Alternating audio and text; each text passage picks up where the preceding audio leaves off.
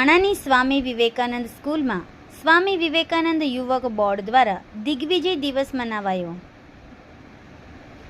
રાજ્ય સરકારના વિવેકાનંદ યુવક બોર્ડ દ્વારા સ્વામી વિવેકાનંદ દ્વારા 11 સપ્ટેમ્બર 1893માં અમેરિકાના શિકાગોમાં આપેલ ભાષણ દ્વારા ભારતીય સંસ્કૃતિને ઉજાગર કરાઈ હતી અને આ દિવસ ભારતમાં દિગ્વિજય દિવસ તરીકે મનાવાય છે.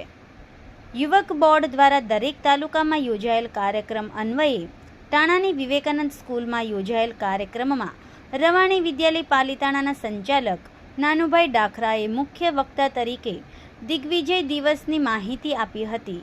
શાળાના સંચાલક ધર્મેશભાઈ પટેલ દ્વારા પોતાનું વક્તવ્ય અને સુંદર આયોજન કર્યું હતું, તો બોર્ડના જિલ્લા સંયોજક અભય ચાવડા, તાલુકા સંયોજક માયાભાઈ આહિર, ધ્રુવ ભટ્ટ સહિતની પ્રેરક ઉપસ્થિતિ રહી હતી.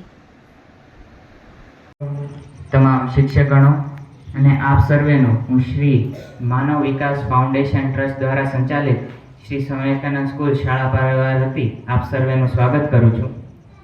આજે તારીખ 11 સપ્ટેમ્બર 2024 ને બુધવાર આજે અહીં ઉપસ્થિત વહાલા વિદ્યાર્થીઓ, ભાઈઓ, મિત્રો તેમજ આપણી શાળાના ટ્રસ્ટી અને માનવંતા મહેમાન શ્રી નાનુભાઈ ડાખરા, ધ્રુવભાઈ ભટ્ટ અને અભયસિંહ ચાવડા તેમજ માયાભાઈ આહિર, આપ સર્વનું હું આ કાર્યક્રમમાં હાર્દિક સ્વાગત કરું છું. આજનો દિવસ એટલે દિગ્વિજય દિવસ. આજે આપ સર્વ યુવા બોર્ડ ભાવનગર જિલ્લાના युवा बोर्ड ना कार्यक्रम डंका बजाया था. शिकागो के धर्म परिषद में जिसने भारत का डंका बजाया था उस महापुरुष है विवेकानंद जी. उस महापुरुष है विवेकानंद जी. तो स्वामी विवेकानंद નો જન્મ કોલકાતામાં થયો હતો, જેમની માતાનું નામ ભુવનેશ્વરી દેવી અને તેમના પિતાનું નામ વિશ્વનાથ દત્ત હતું. વિવેકાનંદજીનું બાળપણનું નામ નરેન્દ્રનાથ દત્ત હતું. વિવેકાનંદજીએ પ્રાથમિક અભ્યાસ પૂર્ણ કર્યો અને તેઓ કોલેજમાં આવ્યા. ત્યારે તેમના કોલેજના અધ્યાપક શ્રી મિસ્ટર હેસ્ટ હતા. તેઓ મિસ્ટર હેસ્ટના સંપર્કમાં આવ્યા ત્યારે તેઓએ વાત જણાવી કે મારે ઈશ્વરને જોવા છે. તો મિસ્ટર હેસ્ટે તેમને જણાવ્યું કે ઈશ્વરને તમને ઈશ્વરનો સંપર્ક કરાવે એવા એક જ વ્યક્તિ છે, એટલે કે પરમ રામકૃષ્ણ પરમહંસ. દક્ષિણ એવી વ્યક્તિ છે કે જે ધ્યાન એકાગ્ર દ્વારા ઈશ્વરની પર પાસે સુધી પહોંચાડી શકે તેમ છે. બધી મુશ્કેલીની વચ્ચે જવાનું. એક વખત પૂરતી તો વ્યવસ્થા ન થઈ એટલે બંધાઈ રહ્યું જવાનું. બંધાયું ત્યારે એક ખેતડી સ્ટેટ હતું આબુ પાસે રાજસ્થાનનું. એ સ્વામીજીના વિવેકાનંદજીના ખૂબ ચાહક હતા અને એમને ખબર પડી કે વિવેકાનંદજીને અમેરિકા જવાનું છે, પણ એની વ્યવસ્થા નથી થઈ. વ્યવસ્થા વિખાઈ ગઈ છે એટલે એ કદાચ નહીં જઈ શકે. એટલે એમણે તરત જ એના રાજમાંથી વ્યવસ્થા કરી અને અમેરિકા વિવેકાનંદજીને મોકલવા માટેની હમણાં કોઈ આપણે વિદ્યાર્થી જે વાત કરતા હતા એ કરતા હતા ને કે એમણે જે વાત કરી અને એની પાછળ સફળ થયું એટલે બધા લોકો વાત કરે છે, પણ એણે કેવો સંઘર્ષ કર્યો જવા માટે. તો એની કોઈ વાત કરતું નથી. ગયા 2 મહિના વહેલા ગયા, ક્યાંય કોઈ રહેવા આપે નહીં, કોઈ ક્યાંયની વાત સમજે નહીં. જવા માટેની વ્યવસ્થા એમના જે ચાહક હતા એ રાજા, એટલે રાજાએ વ્યવસ્થા કરી દીધી. ત્યારે એ ત્યાં પહોંચ્યા. આવી કેટલી બધી વાતો હતી અને એ બધી વાતોના આધારે સ્વામી વિવેકાનંદજી અમેરિકા ગયા અને એ ધર્મ પરિષદમાં નાની એવી વાત, ખાલી એણે ભારતની નાની એવી વાત કરી. પણ એ વખત એવો હતો કે ભારત એક તો ગુલામીના કાર્યકાળમાંથી પાસ થતો. ભારત આઝાદ ક્યારે થયું ખબર છે ને બધાને? કઈ સાલમાં આઝાદ થયું? 1947. અને આ વિવેકાનંદજીની આપણે વાત કરીએ છીએ, કયા વર્ષની વાત કરીએ છીએ? 1893. એટલે આઝાદીના 54 વર્ષ પહેલાની.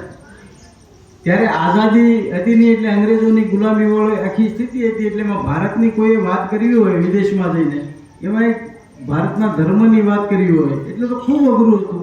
એ સમયમાં સ્વામીજીએ અમેરિકાની ધર્મ સંસદમાં જઈને એણે વાતની શરૂઆત કરી. My brother and my dear sister, ખાલી એટલી વાત કરી એટલે આખો હોલ તાળીઓના ગડગડાટથી સ્વામીજીને વધાવી દીધા. પણ યાદ કરીએ એટલે થોડી વાર માટે આપણે યાદ કરીએ. કાર્યક્રમ હોય એટલે વિદ્યાર્થીઓને કીધું હોય કે તમારે કાલ વિવેકાનંદજીના વિષયમાં બોલવાનું છે. એટલે એક આખી રાત કે 2 કલાક 4 કલાક બિચારા ચોપડી વાંચે અને ચોપડી વાંચીને એમાંથી ખૂબ બધું સારું ભેગું કરીને એમાંથી તૈયાર કરી નાખે અને તૈયાર કરી નાખે પછી આપણી વચ્ચે એ રજૂ કરે. એટલે જે રજૂ કરે એ વિદ્યાર્થીઓને કદાચ ને 100 લીટી એણે તૈયાર કરી હોય તો એમાંથી 50 લીટી તો યાદ રહી જાય કાયમ. એટલે એનું કામ એણે પૂરું કરી નાખ્યું. વક્તા તરીકે કે વકૃત્વના એક વિષયમાં એણે જે વિદ્યાર્થીએ તૈયાર કર્યું એને આપણને કહી દીધું. પણ એમાંથી 50 લીટી, 25 લીટી, 10 લીટી, 5 લીટી આ યાદ રહે અને યાદ રહીને એના જીવનમાં પૂર્ણતાના આરે આવેલા અમુક મહાપુરુષો કે જે વિશ્વમાંના બધા જ દેશોમાંથી ભારત દેશની અંદર વધારે જોવા મળે છે. ભારત એ બહુધા રત્ન વસુંધરા છે કે ભારતની અંદર એક ઇતિહાસ પર નજર ફેરવીને જુઓ તો તમે ભારતની અંદર કેટલા એવા નર રત્નો થઈ ગયા છે કે જેણે ભારતની ભૂમિને પ્રસિદ્ધ બનાવી છે. તેમાંનું એક રત્ન એટલે કે તેમાંનું એક ઝળહળતું રત્ન માળામાંથી આપણે જોઈએ તો તે છે સ્વામી વિવેકાનંદ. સ્વામી વિવેકાનંદનો જન્મ કલકત્તાના સિમલાના નામત પરમાં એક પ્રસિદ્ધ દત્ત પરિવારમાં થયો હતો. તે પરિવાર એક પ્રતિષ્ઠિત પૈસાવાળો અને તે પ્રતિષ્ઠા ધરાવતો હતો. તેની અંદર સેવાભાવ તેમજ પ્રતિષ્ઠા તેમજ તમામ સંસ્કારો તે પરિવારની અંદર જોવા મળતા હતા. સ્વામી વિવેકાનંદના પ્રિય પિતામહ એટલે કે શ્રી રામમોહનદાસ દત્ત તે એક સોલિસિટરના મેનેજિંગ ક્લાર્ક હતા અને તેઓ ભાગીદાર હતા. તેમને 2 પુત્ર હતા, દુર્ગાચરણ અને કાળીપ્રસાદ. એમાંથી દુર્ગાચરણ કાયદા જ્ઞાન વિશે વિશિષ્ટ જાણતા હતા તેમજ તેઓ ફારસી તેમજ સંસ્કૃત ભાષાના જાણીતા હતા. તેટલા માટે તેને ભાગીદાર તરીકે રાખ્યા હતા. પરંતુ દુર્ગાચરણને નાનપણથી જ તે વૈરાગ્ય વૃત્તિ ઉપર તેને ખૂબ જ શોખ હતો. એટલા માટે તેના લગ્ન થયા અને તેને પુત્રને જન્મ આપ્યો. માતા તેમને વહાલ કરતા સમજાવે છે કે વિવેકાનંદ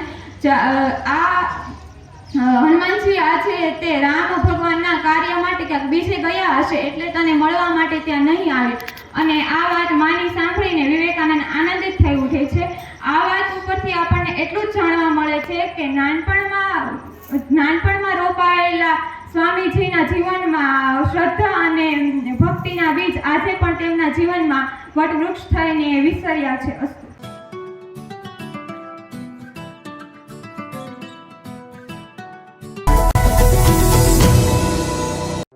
સમાજ માટે સત્યપૂર્ણ સમાચાર પ્રસારણ આપના મોબાઈલ પર તરત જ લાઈક કરો, શેર કરો અને સબસ્ક્રાઈબ પણ કરો. અને હા, ઘંટડી વગાડવાનું ન ભૂલશો. આભાર. સમાજ માટે સત્ય સાથે સત્યપૂર્ણ અહેવાલ, સમાચાર તથા જાહેરાત પ્રસારિત કરવા સંપર્ક સાધો. સત્યપુંજ સમાચાર પ્રસારણ, લબ્ધિ કોમ્પ્લેક્સ, તાલુકા પંચાયત સામે, સિહોર.